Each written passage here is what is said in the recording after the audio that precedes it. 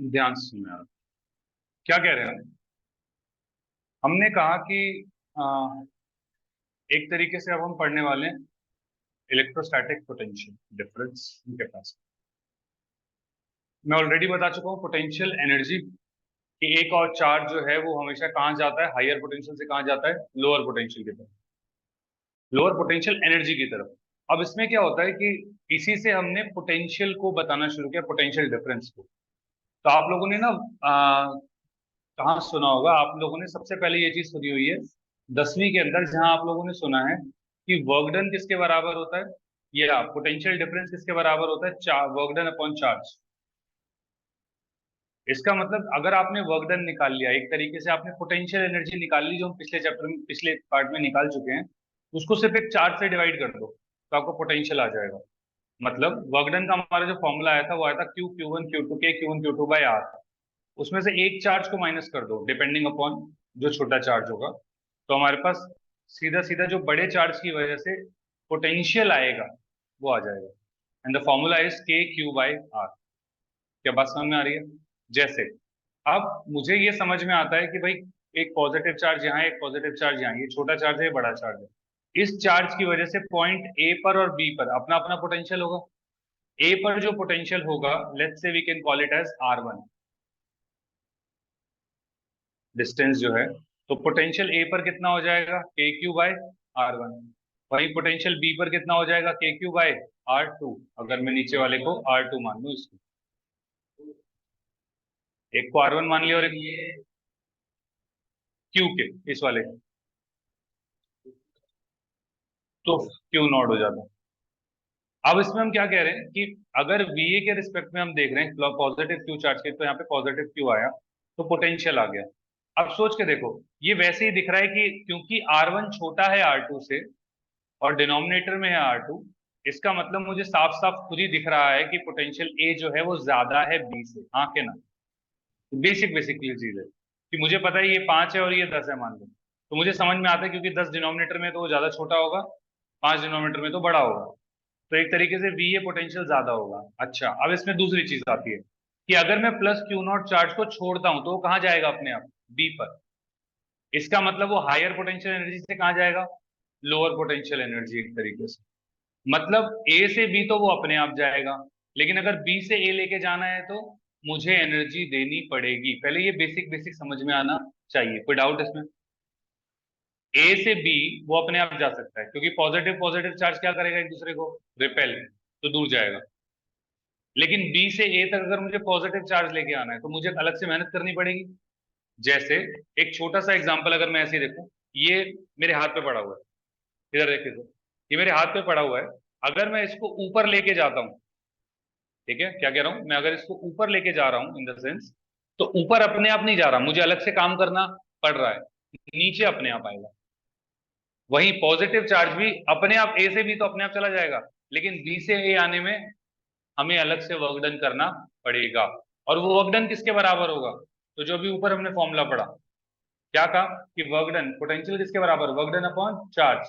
ये V कभी भी अकेला नहीं होता, ये हमेशा दो पॉइंट के बीच में होता है। तो इसका मतलब वर्क डन को हम क्या लिखेंगे, VA minus VB into Q. Clarity यहां तक या नहीं? हम क्या कह रहे हैं कि वर्क डन किसके बराबर, Q naught into potential at point A minus potential at point B. क्यों? क्योंकि जब भी हम V लिखते हैं वहां पर, तो V कभी भी एक पॉइंट के लिए नहीं होता, ये हमेशा दो पॉइंट के बीच में होता है। जैसे मैंने कहा कि इसका इसके अंदर जो एनर्जी है वो mgh है, इस साइड पर, इस साइड पर कितनी है, mgh। लेकिन वो कब है mgh, जब मैंने यहां से जीरो माना, तो मतलब ये हमेशा दो पॉइंट के बीच में रहेगी, क्योंकि मैं यहां कर दूं क्या mgh है, नहीं, अब तो नीचे वाला पार्ट होगा। बात समझ में आ रही है? तो ये थोड़ी क्लैरिटी होनी चाहिए कि पोटेंशियल जब भी मैं कहूंगा या पोटेंशियल एनर्जी जब भी कहूंगा, वो हमेशा किसी ना किसी के रिस्पेक्ट में होगी। कंफर्म है? क्लैरिटी यहां तक? ओके। अब हमने क्या कहा, तो ये हमारा वर्क डन हो गया। अब यूनिट ऑफ पोटेंशियल डिफरेंस क्या होती है, जूल पर कूलम, क्योंकि जूल और कूलम डिवाइड में होते हैं, या इसको वोल्ट भी कहते हैं, ये पढ़ भी रखा होगा। और इसकी डायमेंशन क्या, वर्क डन की डायमेंशन पता है, ml/t-2। और चार्ज की क्या होती है, I और T। तो I और T को डिवाइड करोगे, T ऊपर चला जाएगा, तो ml/2 T-3 और A-1। इस तरह से ध्यान रखना, नहीं तो पोटेंशियल नहीं, ये तो ऐसे ये ज्यादा अच्छा तरीका है, अगर सीधा इसको याद रखना। इसके बाद अब पूछा electric potential at a point, the electric potential at any point in electric field is equal to the amount of done in bringing that positive charge from infinity. अब मैंने कहा कि किसी एक पॉइंट पर ही डिफाइन करना भैया, मैं तो ना कर रहा दो पॉइंट के बीच में, लेकिन उसमें भी दो पॉइंट आ जाएंगे, क्यों? क्योंकि जो पहला पॉइंट होगा वो कहाँ लिया जाएगा, इंफिनिटी पे। तो हम एक पॉइंट पर कर सकते हैं, उसमें क्या होगा कि मैंने बता दिया कि भैया वहां जीरो है, तो यहाँ पर 1 वोल्ट 2 वोल्ट जो भी होगा वो मतलब उस पॉइंट पर डिफाइन हो जाएगा। लेकिन उस पॉइंट का डिफाइन करने के लिए भी हमें इंफिनिटी का डिफाइन करना पड़ेगा। तो पोटेंशियल अगेन मैं बता रहा हूँ कि हमेशा दो पॉइंट्स के बीच में ही होगा। कोई डाउट यहाँ तक? बाकी सब सेम है। इसके बाद हम क्या कह रहे हैं, अब इसी में एक यूनिट आती है इलेक्ट्रॉन वोल्ट। इलेक्ट्रॉन वोल्ट एक तरीके से एनर्जी की यूनिट है। अभी आई कैसे, ध्यान से देखो, हमने वर्क डन अभी देखा, वर्क डन अपॉन चार्ज था किसके बराबर, वी के बराबर। इसका मतलब वर्क डन किसके बराबर, चार्ज और वी के बराबर। अब अगर ये चार्ज इलेक्ट्रॉन होता तो क्यू की जगह क्या आ जाता, ई, और फिर आता वी। तो इसका मतलब इलेक्ट्रॉन और वोल्ट, ये इलेक्ट्रॉन वोल्ट एक यूनिट हो गई, ये किसके बराबर थी, एनर्जी के। तो इसका मतलब इलेक्ट्रॉन वोल्ट किसकी यूनिट है, एनर्जी। क्लैरिटी। इसके अंदर कितने जूल होते हैं, तो हमने कहा भाई देखो, एक इलेक्ट्रॉन वोल्ट है, एक इलेक्ट्रॉन मतलब 1.6 इंटू 10⁻⁻⁹ कूलम, और इंटू कूलम, ये वोल्ट की यूनिट क्या होती है, जूल पर कूलम, कूलम ने कूलम को मार दिया, ये आ गया। क्या बात समझ में आई है नहीं? इसलिए 1 इलेक्ट्रॉन वोल्ट एनर्जी होती है, और कितनी एनर्जी होती है, तो इतनी एनर्जी होती है। कोई डाउट है यहाँ तक? वोल्ट की, पीछे अभी यही किया था हमने लास्ट, जूल पर कूलम। अच्छा, इसके बाद हमने बोला electric potential due two point charge, एक पॉइंट चार्ज की वजह से इलेक्ट्रिक पोटेंशियल कितना होगा। तो हमने कहा ठीक है भाई देख लेते हैं। मैंने बोला कि यार हमने क्या किया, एक चार्ज है हमारे पास कोई भी, अच्छा हमने फोर्स से कर दिया, फोर्स, फोर्स से क्यों किया, फोर्स से वर्कडन निकाला फिर वर्कडन से, अच्छा ठीक है, ध्यान से गया। मैंने कहा ये कैपिटल क्यू चार्ज है, ये क्यू नॉट चार्ज है। अच्छा ये चीज समझ में आती है कि क्यू नॉट चार्ज इधर अपने आप नहीं जाएगा, मुझे काम करना, इसमें कोई डाउट? तो अब अगर मैं इस चार्ज को यहां लेके जा रहा हूं, तो मैं उसी डायरेक्शन में जा रहा हूं जिस डायरेक्शन में एक तरीके से हम कहें क्या बोलूं इसको, कि नहीं इसको इस तरह से करते हैं, क्या कह रहे हैं हम कि भाई चार्ज को मैं तो इधर लेके जा रहा हूं, लेकिन इस पे फोर्स किधर लग रहा है, इस डायरेक्शन। इसमें कोई डाउट? तो जो वर्क डन आएगा वो नेगेटिव आएगा, हाँ के ना? क्योंकि वर्क डन क्या होगा, force into displacement into cos theta, और कॉस थीटा कितना, 180। तो सीधा सीधा मैं क्या लिखूंगा कि फोर्स तो मेरी K Q Q one Q two का एक्स स्क्वायर है, लेकिन ये जो है फोर्स होगा हमारा ये इंटू डी एक्स। लेकिन माइनस क्यों आया समझ में आता है, क्योंकि हम क्या कह रहे हैं, force into displacement into cos theta होता है, और यहाँ हम लिख रहे हैं F into D x into cos theta कितना, कॉस 180 डिग्री, और कॉस 180 क्या होगा, -1। इसमें कोई डाउट? ये किसका वर्क डन आ रहा है, एक तरीके से कंजर्वेटिव फोर्स का, क्योंकि फोर्स तो उसकी इधर लग रही है और जा इधर रहा है, तो एक तरीके से ये जो वर्क डन है ये कंजर्वेटिव फोर्स का होगा। तो अब क्या हुआ, यहाँ पे इसको इंटीग्रेट किया तो के मतलब कहाँ से इंटीग्रेट, तो हम कहाँ से लेके आ रहे हैं, इन्फिनिटी से लेके आ रहे हैं, कहाँ तक, पॉइंट बी तक। तो इसलिए जो लिमिट आई वो कहाँ से कहाँ तक आई, इन्फिनिटी से आर तक। K Q Q naught upon R square into D X, पूरा बाहर निकल गया, जो कांस्टेंट था 1/x² का क्या हो गया, 1/x हो गया। इन्फिनिटी से करोगे तो एक तरीके से सीधा सीधा 1/r ही आ जाएगा। क्या मेरी बात समझ में आई है या नहीं? इसमें कोई डाउट हो तो देखो। क्या किया यहाँ पर, एक स्टेप में खा गया हूँ यहाँ पर, कि के क्यू क्यू नॉट, एक मिनट को और छोटा लिखते हैं। क्या कह रहे हैं हम यहाँ पर, कि यहाँ पर क्या लिखा, माइनस ऑफ के क्यू क्यू नॉट इंटू, क्या -1/x लिख देंगे, इन्फिनिटी से आर तक। यहाँ भी माइनस है और यहाँ भी, मतलब माइनस माइनस कट जाएगा, बचेगा क्या, K Q Q not divided by 1/r minus 1/∞। क्या 1/∞ जीरो होता है, तो बचेगा क्या, K Q Q naught upon R. ये पोटेंशियल आ गया। अच्छा इसमें एक चीज और भी कर सकते थे, अभी इतना ठीक है। क्या बात समझ में आई कि वर्क डन कितना हुआ, K Q Q naught by R. इसमें कोई डाउट है तो बता। तो अब हम क्या कह रहे हैं, पोटेंशियल किसके बराबर, वर्क डन अपॉन चार्ज। तो वर्क डन ये है चार्ज। अच्छा, हमने इंफिनिटी पर पोटेंशियल कितनी मानी है? 0, इसलिए ये यहाँ पर ही है। 1/∞ 0 आ गया ना यहाँ पर। तो एक तरीके से इसका नाम ये आया हमारा वर्क डन। तो वर्क डन दो पॉइंट्स के बीच में आएगा, इनिशियल और फाइनल जो भी हमारे रहेंगे। तो उसमें इनिशियल पे हमने क्या मान लिया? 0 इंफिनिटी पे था। नहीं, यही बात क्लियर है। तो यहाँ पर पोटेंशियल क्या हो जाएगा? Work done upon charge. और वर्क डन अपॉन चार्ज क्या है? के क्यू बाई आर। लेकिन ये के क्यू बाई आर कब है? जब हम इंफिनिटी पर क्या मान रहे हैं? 0। बस ये ध्यान रखें। क्लैरिटी है नहीं कि ये potential V is equal to K Q by R आएगा, लेकिन कब? जब हम पोटेंशियल इंफिनिटी पर 0 मानते हैं। अगर कुछ और मानेंगे तो फिर ऐड करना पड़ेगा, बस ये लॉजिक है और कोई नहीं। क्लियर यहाँ तक? बिल्कुल एकदम बढ़िया। और देखते हैं अब हमने क्या कहा। अब इलेक्ट्रोस्टैटिक पोटेंशियल सबसे आसान टॉपिक है, वेरी फ्रेंड। मतलब इसमें क्योंकि पोटेंशियल एक स्केलर क्वांटिटी होती है, तो आप बस ऐड करते चले जाओ, आपको कोई मतलब नहीं।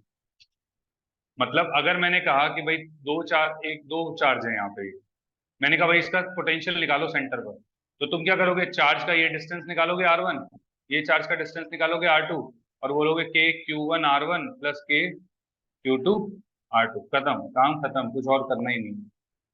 यहाँ पे तुम्हारा पोटेंशियल निकल जाएगा। कहीं पे निकाल लो, उससे ये डिस्टेंस अब R1 हो जाएगा, ये डिस्टेंस R2 हो जाएगा, यही तो फर्क पड़ेगा। हमें तो R1 एक के रिस्पेक्ट में, R2 दूसरे के रिस्पेक्ट। क्लियर है नहीं? कोई डाउट? इसी लॉजिक में एक स्टेप और आगे बढ़ते हैं। जैसे अब देखो यहाँ क्या पूछा गया कि find the potential at point B. B point पर पोटेंशियल निकालना है। क्या सारे पॉजिटिव है? क्या सबका डिस्टेंस सेम होगा? अच्छा, अगर स्क्वायर है और एक की लेंथ ए है, ये भी ए होगा, आधा इसका इसका पूरा A√2 होगा, इसका मतलब ये A/√2 होगा। और क्योंकि ये स्केलर क्वांटिटी है और सारे सेम ही हैं, तो क्या मैं सीधा टोटल V डैश जो V नेट होगा, क्या 4 टाइम्स ऑफ V1 लिख सकता हूँ? और V1 कितना हो जाएगा? के क्यू अपॉन A/√2, मतलब कितना आ गया? 4√2 के क्यू बाई ए। V1 है इस सेंटर, इस पे पोटेंशियल V1 किसी भी चार्ज का सेंटर से, किसी भी चार्ज का सेंटर से, क्योंकि सबका डिस्टेंस सेम है, सब पे चार्ज भी, इसलिए सेम ले लिया। अगर चार्ज सेम नहीं होता, एक पे 1 होता एक पे 2 होता, तो फिर वो अलग अलग लिखते हैं। बस ये नेट पोटेंशियल निकाले सीधा। अगर अलग अलग निकालने का मन हो कि हमें नहीं करना भैया, हमें अलग अलग निकालना है, तो के क्यू अपॉन A/√2 आएगा और ऐसे ही 4 बार रिपीट हो जाएगा। आएगा अब भी वही 4√2 इंटू के क्यू बाई। क्या मेरी बात समझ में आई है या नहीं? कोई डाउट हो तो बताओ।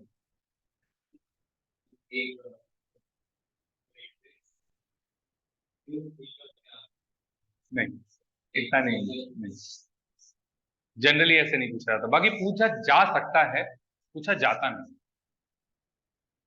क्योंकि एक का तो कोई निकाल ही लेगा ना, हमें तो नेट से मतलब ज्यादा रहता है। जैसे यहाँ पे देख, दो चार्ज पॉजिटिव हैं और दो, इसमें 0 हो जाए, क्योंकि चार्जेस सेम। अगर चार्जेस सेम ना हो तो फिर अलग आ जाए। कोई डाउट?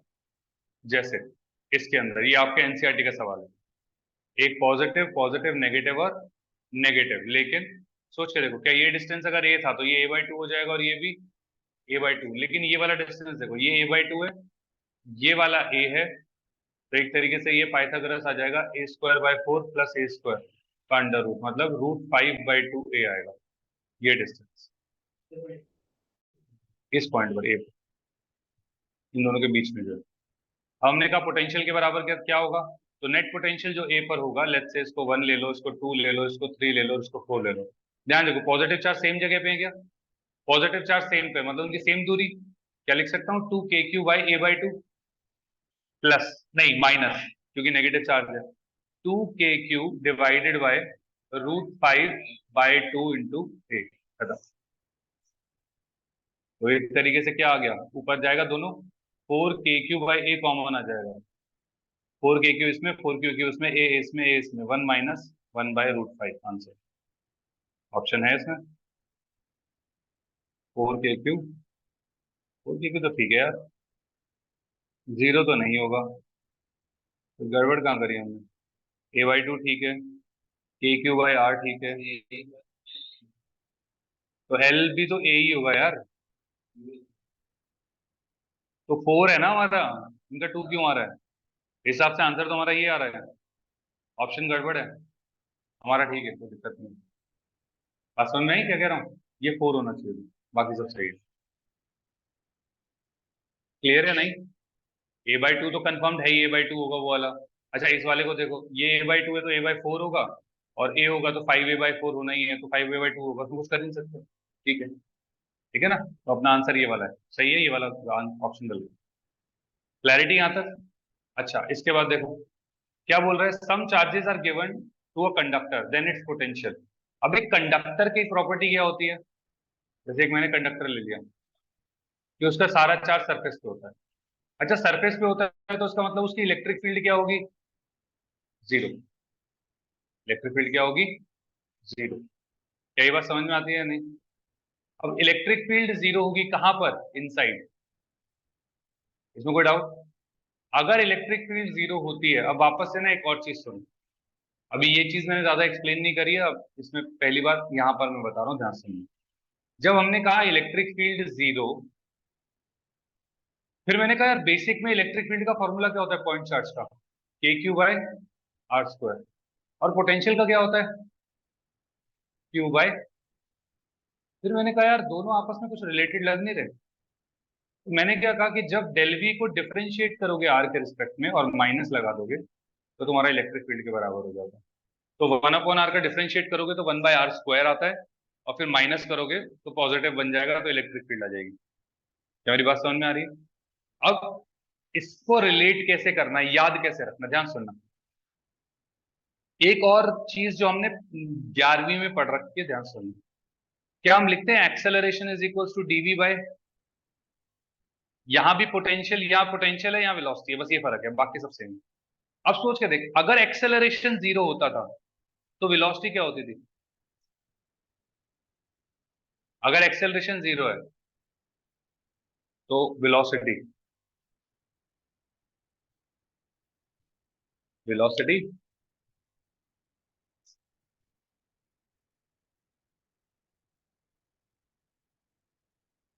v+v=u+at में अगर एक्सेलरेशन जीरो हो जाए तो v किसके बराबर होगा?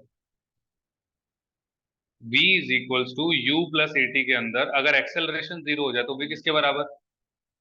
मतलब एक्सेलरेशन जीरो है, इसका मतलब क्या है कि वेलोसिटी कांस्टेंट है। अगर एक्सेलरेशन जीरो है इसका मतलब क्या है? वेलोसिटी क्या है? अब इसको रिलेट कर इसके साथ। अगर इलेक्ट्रिक फील्ड जीरो होगी इसका मतलब क्या कांस्टेंट होगा?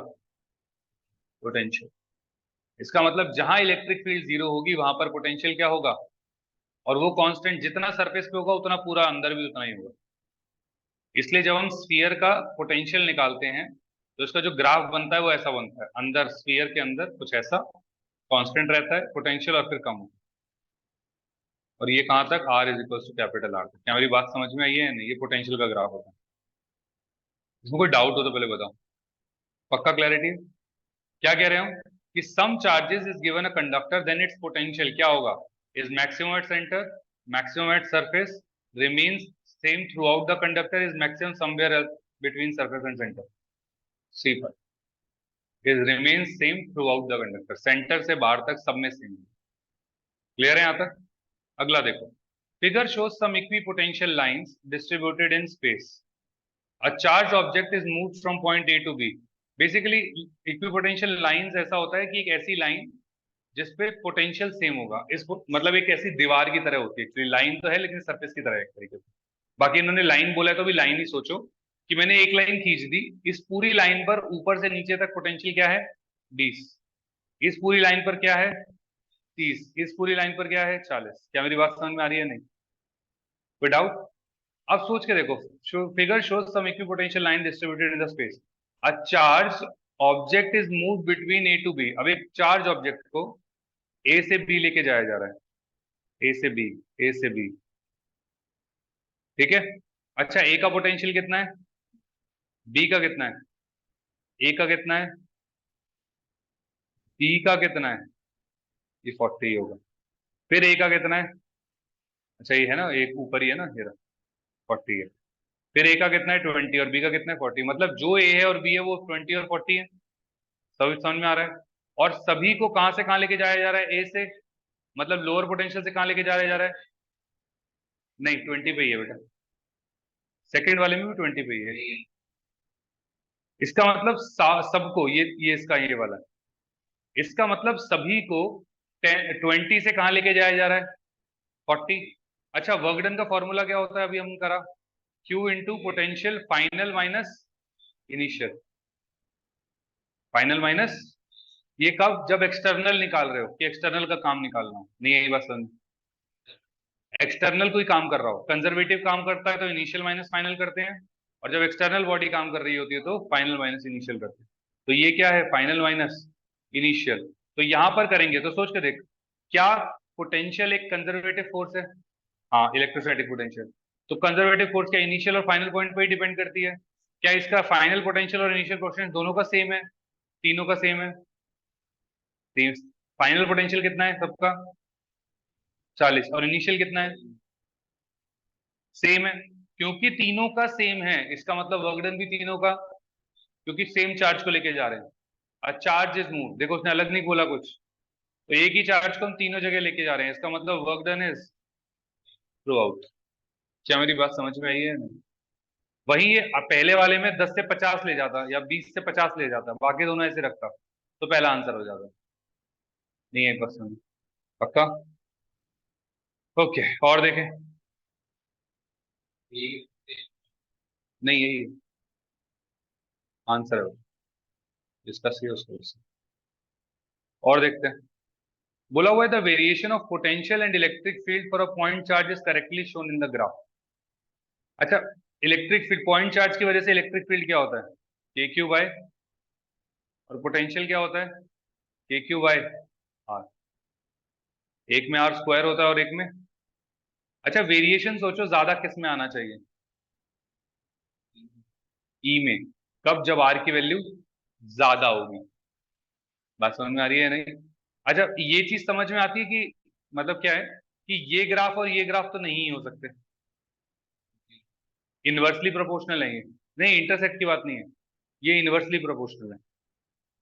एक देख, एक तो ऐसे है, ये तो ठीक आ रहा है, लेकिन ये क्या मतलब है, ये कौन सा ग्राफ होता है, भाई ऐसा ग्राफ तो पता है हमें पैराबोलिक होता है, तो इनवर्सली का थोड़ी होता है ऐसा।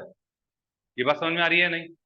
सिमिलरली, भाई ये ग्राफ तो मुझे पता है इनवर्सली होता है, ये थोड़ी इनवर्सली होता है, नहीं ये बात समझ, तो ये इनवर्सली नहीं है, पहले चीज तो ये समझ में आ जाए, नहीं ये इनवर्सली है, ये वाला पहला वाला, इसलिए इस वजह से हमारा थर्ड और फोर्थ डायग्राम नहीं होगा, ग्राफ नहीं होगा, इसमें कोई डाउट?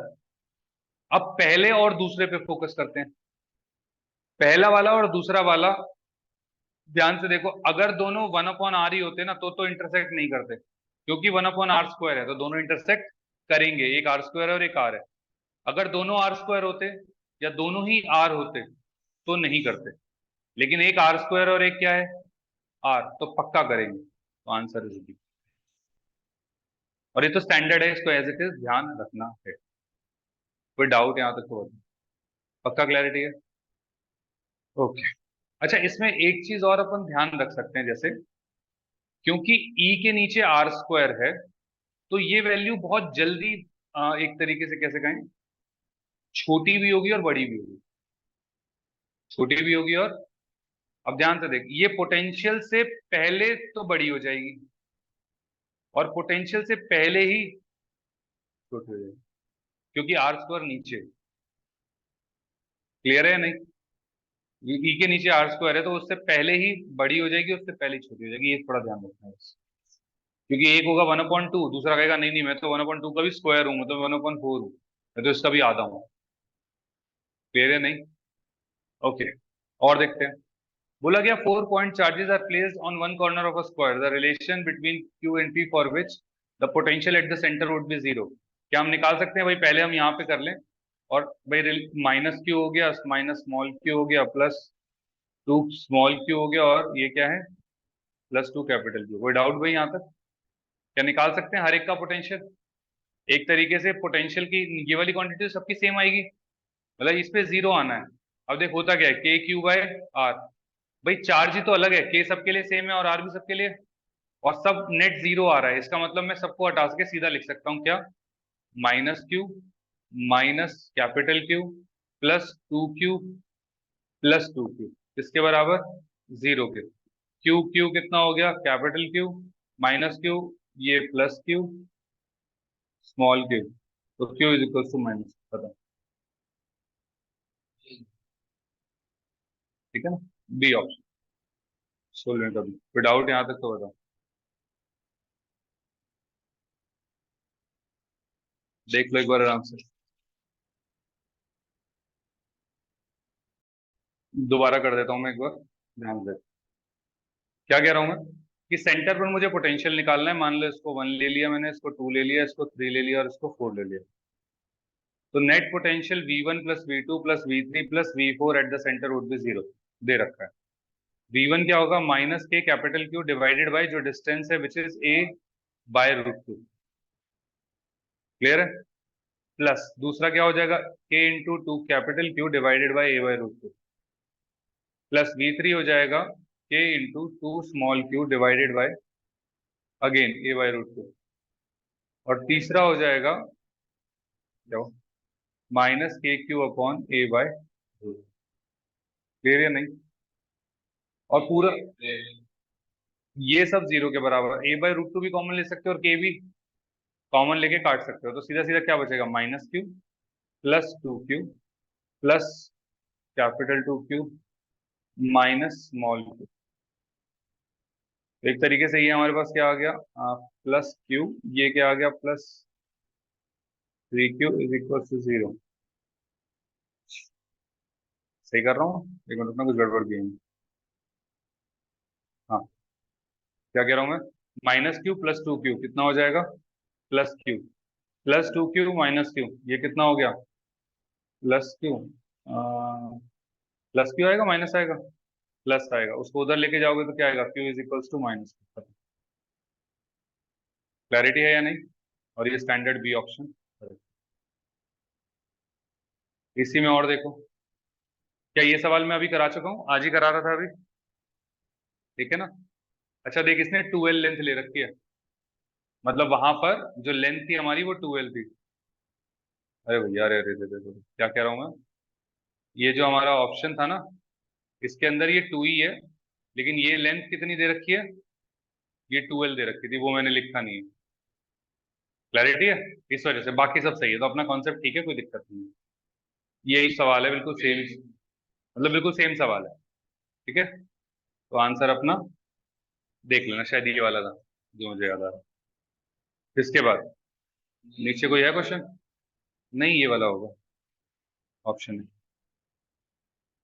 इसके बाद क्या कह रहा है, three charges this lies on a vertical vertex of a triangle, the value of E and V at the centroid.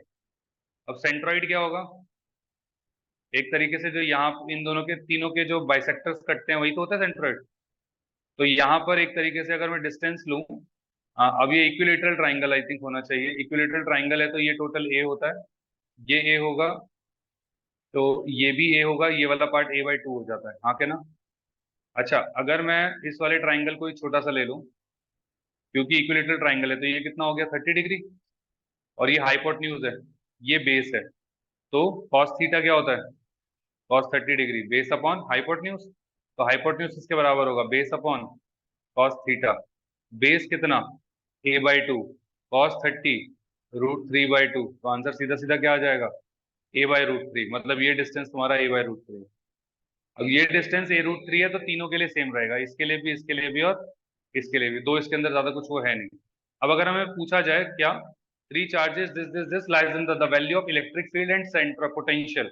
अच्छा, पोटेंशियल तो हमारे सीधे ही ऐड होंगे, तो V1 प्लस V2 हो जाएगा प्लस V3 हो जाएगा, और सबका सेम डिस्टेंस है, दो चार्ज पॉजिटिव है और एक चार्ज नेगेटिव है, दो नेगेटिव है और एक पॉजिटिव है, और जो पॉजिटिव वो डबल है, तो पोटेंशियल तो जीरो है पक्का, हाँ के ना, इसमें कोई डाउट। अच्छा, पोटेंशियल जीरो हो गया मतलब आंसर या तो ये होगा या ये होगा, मतलब इलेक्ट्रिक फील्ड या तो जीरो होगी या इलेक्ट्रिक फील्ड जीरो नहीं होगी। अच्छा, जीरो ना होने और ना होने में क्या करें, तो हम कह रहे हैं एक को माइनस क्यू ले लो, इसको माइनस क्यू ले लो और इसको प्लस टू क्यू ले लो। अब इसमें वेक्टर थोड़ा सा लगाना पड़ेगा, क्या कह रहे हैं हम, सोच के देखो, माइनस जो क्यू होगा वो इलेक्ट्रिक फील्ड किधर की तरफ फेंकेगा? ऊपर की तरफ। अच्छा, ये माइनस क्यू है तो ये किस तरफ फेंकेगा? इस तरफ। ये प्लस टू क्यू है, ये प्लस टू किधर रखेगा? क्या ये जीरो हो सकता है कभी? नहीं। तो इलेक्ट्रिक फील्ड जीरो नहीं है। ऑप्शन भी देख, सी होना चाहिए, लिखा नहीं है। क्लियर है या नहीं? ये अगर माइनस होता ना, माइनस होता तो इलेक्ट्रिक फील्ड जीरो आती, लेकिन पोटेंशियल जीरो नहीं होती उसमें। क्लियर है या नहीं? कोई डाउट? ये बेसिक बेसिक था। और देख लेते हैं एक आध सवाल। क्या कह रहा है वो? एक पॉइंट चार्ज है is placed at point O, Q charge is pointed, is the potential difference between A and B positive, negative और जीरो? बिटवीन ए एंड बी, जिसमें हम V A minus V B लिख रहे हैं।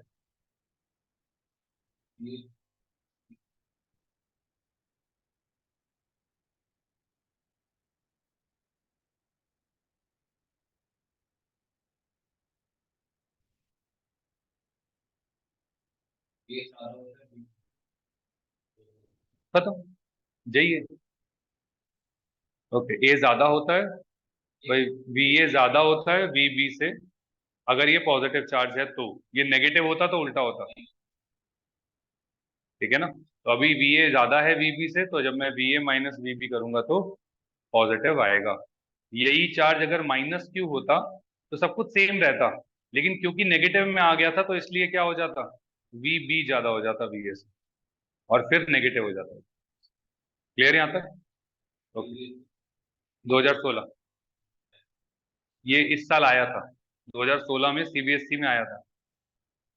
दिल्ली में मतलब क्या होता है, दो पेपर होते हैं, एक एनसीआर में होता है और एक ऑल इंडिया होता है, अलग होते हैं दो। तो ये ऑल इंडिया हमारे वाले में आया था, मतलब एनसीआर लेवल पे आया था इस बार। इंडिया, दिल्ली एनसीआर रीजन का सीबीएसई का पेपर अलग होता है और ऑल इंडिया का अलग होता है। जैसे इस टाइम ऑल इंडिया का, हाँ मुझे भी इस साल से पता लगा, ऑल इंडिया का ज्यादा डिफिकल्ट आया था, ये वाला कम आया था। अच्छा इधर देखो, a point charge Q is placed at point O, is the potential bit point A that is V A greater smaller और equal to V B at point B where when Q is positive and Q is negative. अब वापस से, अगर जो मैं अभी ऊपर ही बता रहा था वही चीज है, कि अगर क्यू पॉजिटिव होगा तो वी ए बड़ा होगा किससे? वी बी से। लेकिन अगर नेगेटिव हुआ तो वी बी बड़ा होगा वी एस। क्लैरिटी है? बस यही चीज बताएंगे। कब आया हुआ है? सीबीएसई में 2017 में, जो बच्चे फेल हुए थे उनके लिए पेपर, जब री का पेपर हुआ होगा मतलब, तो ये उसमें आया था। और देखें क्या बोला गया, ये एनसीईआरटी एग्जाम्पलर का। Consider two conducting spheres of radius R one and R two, जिसमें आर वन बड़ा है आर टू से। टू कंडक्टिंग स्फीयर्स, एक आर वन दूसरा लेट्स से आर टू, ये आर वन ये R two. If the two are at the same potential, दोनों same potential पर है, मतलब पोटेंशियल मतलब दोनों कहीं ना कहीं जोड़ रखा है, तब पोटेंशियल सेम होता है। The larger sphere has more charge than the smaller sphere, तो लार्जर स्फीयर के पास ज्यादा चार्ज होता है, तो क्यू वन इस पे होगा क्यू टू इस पे होगा, तो वो कह रहा है क्यू वन ज्यादा होगा क्यू टू से। State whether the charge density of the smaller sphere is more और less than the charge the larger one. Charge density क्या होगी? क्योंकि कंडक्टर है तो सारा चार्ज सरफेस पे हो जाएगा, तो चार्ज पर यूनिट एरिया की बात हो रही है चार्ज डेंसिटी। तो हमें बताना है कि चार्ज अपॉन एरिया वन के लिए और चार्ज अपॉन एरिया टू के लिए में क्या रिलेशन होगा। क्या मेरी बात समझ में आ रही है या नहीं? अब हमने क्या कहा, consider two conducting spheres of radius R one and R two, where R one is greater than R two, if the two are at the same potential. अच्छा, दोनों सेम पोटेंशियल पे, मतलब के क्यू वन आर वन किसके बराबर होगा? के Q to are to. इसमें कोई डाउट? अच्छा, ये हमें दे रख के से के तो क्या कट ही जाएगा, और ये हमें दे रखा है, क्या दिया है उसने, कि आर वन बड़ा है आर टू से, और उसने ये भी दे दिया if the two are having same potential the larger sphere has more charge, कि Q1 के पास ज्यादा चार्ज है Q2 से। State whether the charge density of the sphere A is more less और less than one larger one. अब एक तरीके से मेरे को तो ऐसा लग रहा है हम कह ही नहीं सकते, क्योंकि Q1 Q2 से बड़ा है और R1 R2 से बड़ा है, लेकिन कितना बड़ा है ये कैसे पता लगेगा? एग्जाम्पल के तौर पे बता रहा हूँ। क्या कहना चाह रहा हूँ मैं,